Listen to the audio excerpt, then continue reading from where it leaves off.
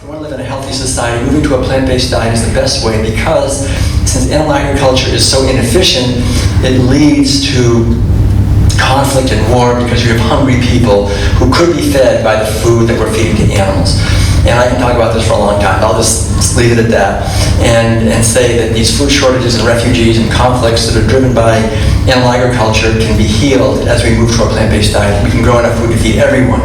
And this is a wonderful thing. When we think about the beautiful celebration that will happen on this earth, when every one of the human family, all of our brothers and sisters, are fed, that no one is going hungry. That day could be right now. Every day, every single year, we grow enough food to feed everyone, more than enough to feed everyone. There's no reason for people to be going hungry. There's really, I mean, we could easily solve this problem, and yet we just keep on pretending like this earth is not only not beautiful, but it's not abundant. This earth is incredibly abundant. I mean, think of it. Every year, this is amazing. You know, no one knew how many fish we kill every year, we human beings. We're killing so many fish. It was only measured in pounds, like out of the fish. They're like tons, millions and thousands of tons. Scientists figured it out how many individuals that is. It's somewhere, the estimate is somewhere between 2 and 6 trillion fish every year we're killing. Then they started to figure out, well, how many fish is that? If you put those fish, if you put that many fish sort of, end to end, it would reach all the way to the sun. Isn't that incredible? That's how many fish we're killing. I know, that's what I said. It's like, I can't believe it. But I mean, how can we? That's perfect. How can we human beings be so destructive? That we're killing every year. We kill enough fish to reach 93 million miles, and we do it year after year. I mean, that's miraculously destructive. It's also miraculous that our Earth can actually create that many fish. That's life wanting to live, life wanting to celebrate. And what we're doing is just destroying and killing and maiming and brutalizing. So to realize that we live on this beautiful and abundant planet that could easily feed everyone. There's no reason for us to have conflict with each other. But the thing is, if we want to eat meat and dairy, if we want to eat cheese, you're going to have war. There's no way around it. I mean, we're going to have that because animal agriculture is trauma. It's trauma to these animals that are eating, who are eating the trauma. It's trauma to the hungry people who are starving. It's trauma to ecosystems. It's trauma to wildlife. And it's also trauma to the worker. You have to remember that when I take my wallet and pay for meat, dairy products and eggs, I'm paying somebody whose job, that's what they do. They get up in the morning, they go to work, and what do? They stab animals all day. They rape animals all day. They beat animals or electroshock them all day. These workers have the highest rates of injuries. They have among the highest rates of suicide, drug addiction, alcoholism, spousal abuse. They have what is called perpetrator-induced traumatic stress disorder. They are doing work that brings out the worst in them, and they become very violent and take out that violence on other people or on themselves. So the trauma of animal agriculture just radiates into the whole web of life. And what veganism is essentially is saying, okay, I don't want to be part of that. I don't want my life to be an expression of violence and trauma on animals and other living beings. I'm not going to feed these. I'm not going to buy these products. I'm not going to feed them to my children and those who are dependent on me anymore. I'm going to be a voice and make a stand for kindness and love and caring and mercy and tenderness and gentleness and freedom and abundance. And the beautiful thing is we can all do that, and we can all make an effort to bring our lives into alignment with these ideas. And so the other thing is to understand how this is better for our health. I have a whole chapter on that. I won't go into that too much. I think a lot of you have probably done research into the health benefits of moving to a plant-based diet, but I'll just say briefly that essentially when you look at the research on this, it becomes obvious that all of us human beings have been given this wonderful gift of a physical body that does not require any animal to suffer to get all the nutrients that we need to thrive and be healthy and celebrate our lives on this beautiful earth.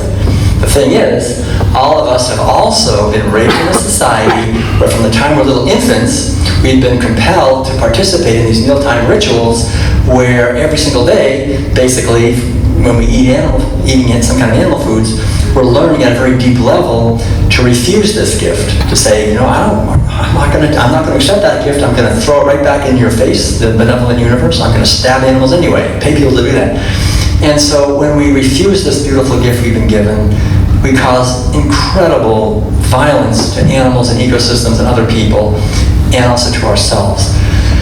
And so we don't have to do that. We can get all the nutrients that we need to be healthy without causing any suffering. And there's millions of people who are a living example of it, right? Here I am, there's many people. So this is the thing to understand. I mean, how many of you have heard, how many of you have actually been to the Grand Canyon in Arizona? Anybody? Oh, a number of you, yeah. Well, you've all heard of it, right? If you haven't been there, it's this big canyon in Arizona, in the United States. Anyway, Madeline and I, we were there a couple of years ago. We were living on an RV. We were traveling around all over North America, giving lectures and concerts. And I remember we had a few days there, and and it's just beautiful. You can walk along the rim of this canyon. You can look out this vast gulf of space, and then way at the bottom is the Colorado River, going, you can't even see it, it's way down there. Anyway, I noticed that there are these signs everywhere that say, danger, warning, never attempt to hike all the way down to the Colorado River and back up in one day. That's not a day trip. People die trying to do that. Don't do it. So I said to Madeline, I'm going to try that. And so the next morning I took off and went down, all the way down to the Colorado River at the bottom. There was a sign there that said, no swimming. Nobody was looking. I took a quick swim. Turned around, went back up. I was back up on the rim again just before noon for lunch. And Madeline said, wow, how'd you do that so fast? And I said, well, I am in actually pretty good shape. But the thing is, it's nothing to really be proud of. Those signs are not made for vegans. Those signs are made for typical people eating a standard American diet, probably would die if they tried to do that. And it's probably true, all of us are gifted with a physical body that's designed to have energy and be healthy and fulfill a mission, right? We have a mission here. We're here to do something, to share something, to awaken, to contribute. And so if we live our life in alignment with this and eat the foods we're designed to be eating, we can celebrate our lives in health. And it's a beautiful life. It's such a beautiful reason every morning to feel a sense of gratitude. You can wake up every morning, we can smile, and we can say, I'm so grateful for another day of experiencing kindness and love and caring and contributing to the healing of our world. What a great thing, right? Every day we can wake up and be happy. We can wake up and be so grateful for another day of contributing and blessing and sharing and learning and being part of the most important thing that can happen on this earth, which is a benevolent revolution or evolution to kindness and love, not just for ourselves and our loved ones, but for all living beings. Because that's what veganism is. Veganism is radical inclusion. It's saying we're going to include all living beings within the sphere of my kindness and concern. And that's a foundation for real happiness and a sense of communion or connectedness with a larger order. And so that's the basic thing on health. And then the final thing I'll just say a few words about is not only is animal agriculture devastating to the outer world, and I just mentioned what that is, the environment, and culture, and our health, but also to the inner landscape of our consciousness. Because with every meal, we're not just eating foods that are toxic, which animal foods are, we're also eating attitudes. We're eating stories about who we are, how we should live, and these stories are not in our best interest. What are they? There's many. I'll just do two or three maybe. One of them, the key one, is disconnectedness. So every meal essentially is a ritual of teaching us from the time we're little kids and continuing through our entire life to disconnect, to not make essential connections. These are essential connections. What's on my plate when I'm eating? What did it take to get it onto my plate? If I'm eating bacon, right? I say to people who are eating bacon, I say, would you like to know where your bacon comes from? They always say the same thing, no. I don't want to know, I want to enjoy my bacon, don't tell me, right? We practice just not knowing. It just somehow landed here. It's not a pig, it's bacon. We learn to stay shallow. Every meal is teaching us to stay shallow, to numb our feelings, to disconnect, to desensitize ourselves, to not look deeply, to not feel deeply, to not care deeply. And now we understand that the ability to make connections, that's the exact definition of intelligence. Intelligence is the ability to make connections. So every meal is essentially dumbing us down.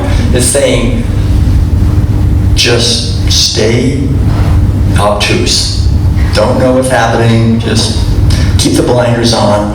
And so our individual intelligence is reduced and our cultural intelligence is reduced. Our social intelligence is reduced. And that explains a lot why we could be using our talents and gifts and resources to cut down a rainforest at an acre per second and build weapons to blow everybody up and all these things. I mean, we're supposed to be intelligent. If we're eating animal foods, there it is. We're reducing our ability to make connections. And so, again, what veganism is simply saying, I'd like to make connections. I like to see where my food comes from. I like to look deeply and feel deeply and care deeply and listen deeply. And this is really a journey, it's an adventure of reconnecting with a larger order, reconnecting with our own intelligence, not only our intellectual intelligence or cognitive intelligence, but with our affective intelligence, our feelings, the feelings that we have for others, mercy and kindness and sensitivity and compassion. So that's one key. Another one is the basic idea of reductionism. Animal agriculture is injecting us with this mentality of seeing a being, and not as a being, but as a commodity, reducing a being to a thing. That's the core of animal agriculture. And so when we're eating animal foods, we're basically hypnotized so that when we see a cow, we see a burger. When we see a pig, we see ham. And so all veganism is, again, it's nothing to be proud of. It's just simply coming home to our natural eyesight and seeing beings when we see beings. And then naturally we will respect them because we know what it's, we can imagine ourselves. We would not want to be looked at by some being of infinitely superior power as just a commodity whose worth you can sell them by the pound, right? Would we want to be sold by the pound? By how much we weigh and then eaten? I don't think so, right? We not want to be reduced to just a piece of flesh, a thing, a piece of meat. That's devastating to animals, but that's what we're doing. And it's not only devastating to them, it's devastating to us. We end up creating a society that reduces everything. It reduces ecosystems and forests to board feet of lumber. It reduces other human beings to instruments to be used to try to sell them something. We reduce ourselves to an object. We have to sell ourselves on the market, this whole thing. So creating a world where there's a possibility of a foundation of respect and kindness for each other means we practice seeing beings, which is really the core of what veganism is, it's respecting beings. Another one, I'll just say one other one, has to do with the domination of the sacred feminine dimension of life. I've touched on this already, I'll just say a little more specifically. In the Rubbish Diet, I talk about Sophia. Sophia was the ancient Greek goddess of wisdom, right, Sophia. And we get our word philosophy, the love of wisdom, philosophia. And so Sophia, I feel, is not an external thing. It's really an internal dimension of consciousness. All of us, I think women especially, have this feminine wisdom. It's the wisdom, for example, when a mother gives birth to a baby, that baby is totally dependent on the mother, right? The baby is really objectively nothing but a bunch of trouble. And yet the mother is like, say, heck with you, Now the mother has this wisdom where she just loves and protects and cares for this little baby. This is this beautiful motherly love, this motherly wisdom to love and nurture and protect life. And men also have this capacity of Sophia to love and protect life. But we have to understand that animal agriculture is the opposite of that. Animal agriculture is about two things in animal agriculture. One is you kill, right, cut their throats, kill them. The other thing is you impregnate them. You can't have animal agriculture without rape racks. So they're impregnated against their will. Their babies are stolen. Their babies are killed. They're impregnated again. Their babies are stolen. Their babies are killed. And then you impregnate them again, and then you kill them. So that's what it is. It's a lot of sexual violence. It's impregnating against their will and stealing their babies. That's the core of pigs, cows, chickens, even fishes, factory farm, all of it. It's basically a rape and kill operation. So we have to understand that what it's about essentially is breaking the bond between the mother and the child. This is a sacred bond. Madeline and I, as we've traveled in our rolling home for 17 years all over North America, we would sometimes park near dairies, for example, and I can remember a number of nights where I could hear all night the mother cow just bellowing, and it was almost like screaming for her calf that had been stolen. Because on any dairy organic or not, you always steal the baby as soon as they're born. And a mother wants nothing more than to nurse the baby. The baby wants nothing more than to be nursed and loved. And you don't allow that. You steal the baby and you kill the baby and you do it again. And so this not only causes terrible suffering to these animals, but it does something to us to be doing, and we're doing this on a massive scale. Millions of animals every day, we're doing this. And we're not just doing it, we're eating it. We're feeding it to our children. We're not cows. Why are we doing this? I mean, it's ridiculous. But that's what we're doing. We're doing it because we're following orders. And the idea is that we can see we don't have to inflict this kind of abuse on mothers and babies. We can have a sense of kindness and respect for life and for the mother-child bond. And when we respect that in others, I think then we'll find that our society can respect that in each other. And I found actually, over nearly 40 years of being a vegan that dairy products and eggs are absolutely, certainly not necessary to be healthy. And in fact, in many ways, they're probably much worse for our health than meat, even though meat is not very good. But dairy products, we don't have, for example, renin like little calves have to break down the main protein in milk, which is casein. And so it causes all kinds of problems for us. I mean, we can deal with them, some of them, but some of them, we don't. So our bodies are miraculous. I mean, our bodies will do whatever they can to deal with whatever we're eating. But if we give our body the foods we're intended to be eating, then our immune system is much stronger. We have a lot more energy for living our life.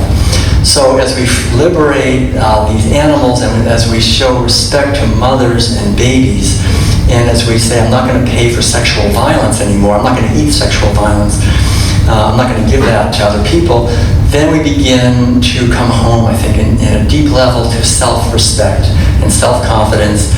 And we begin to, we're still small. I mean, the number of vegans is still very small, but it is growing. It's like the yeast in the bread, and one of the things that's interesting, I think when I first started, giving these lectures maybe 20 years ago, most people hadn't even heard the word vegan. They couldn't say it right. They'd say, oh, vegan or vegan or some other thing, And now it's interesting, when Madeline and I travel, even though most people are still not vegan, they all know what it means. and more and more, everybody knows someone who knows someone who's a vegan, right? Well, I'm not a vegan, but my friend has a daughter who has a friend, and they're vegan or something. And so it's percolating out into the whole culture, and it's like planting seeds of another way of living, another relationship with life, a whole different relationship with animals, with each other. It's based on a different foundation of respect and kindness. And it's a beautiful thing. So I just want to close here. I want to thank all of you. I know if you found your way through the doors and you're in this room, you're already on this adventure. On some level or another, you're here because you're interested in these ideas and moving in this direction. And I think there's no greater gift we can give to the world than to make an effort to understand these ideas, the significance of these ideas, because these are not just academic, abstract ideas I'm sharing. These ideas are definitely about the future of our species, about our own health, about the capacity we have to live in this world at the very most vital, fundamental level. And so this is living. This is a way of living that has a very powerful, broad, and deep philosophical foundation, sociological, anthropological, historical foundation, nutritional foundation. And what we're sharing here in the World Peace Diet is the big picture of our society and our culture, and also of our own health and our own spiritual dimension and psychological dimension. So the beauty is that everything is related. It's all connected, and it's all blessed, really, as we bless others. And it's all healed as we heal others, and as we make an effort to understand the ramifications of our lives. So I'd like to maybe just play a short piece of music and then open it up for questions.